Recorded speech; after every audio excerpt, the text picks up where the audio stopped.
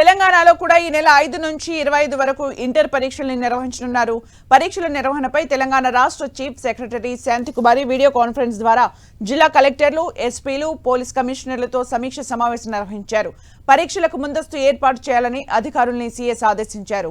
Security పటిష్టవంతం చేయాలని జిల్లాల కలెక్టర్లు, హైదరాబాద్ పోలీస్ కమిషనర్లను ఆదేశించారు.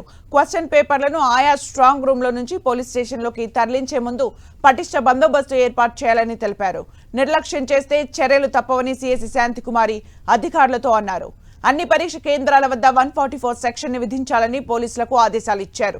విద్యార్థులు గాని, పరీక్షా సిబ్బంది గాని ఎటువంటి ఎలక్ట్రిక్ గ్యాడ్జెట్స్ ని లోపలికి అనుమతించకుండా క్షుణ్ణంగా తనిఖీలు చేయాలన్నారు సీఎస్. సమీపంలో జిరాక్స్ సెంటర్లను మూసివేసేలా చర్యలు తీసుకోవాలన్నారు. తెలంగాణ వ్యాప్తంగా 9,96,971 మంది విద్యార్థులు పరీక్షకు హాజరవుతున్నట్లు ఇంటర్ బోర్డు సెక్రటరీ కృష్ణాదిత్య తెలిపారు. 1,532 పరీక్ష కేంద్రాలని ఏర్పాటు చేశామన్నారు. పరీక్షల్ని ఉదయం 9 గంటల నుంచి 12 గంటల వరకు నిర్వహిస్తామన్నారు.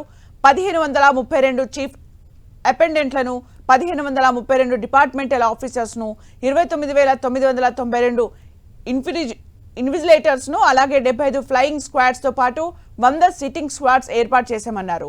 అలాగే ప్రతి పరీక్షా కేంద్రం వద్ద 3 సీసీ కెమెరాలతో నిరంతర నిఘా ఏర్పాటు చేసినట్లు తెలిపారు.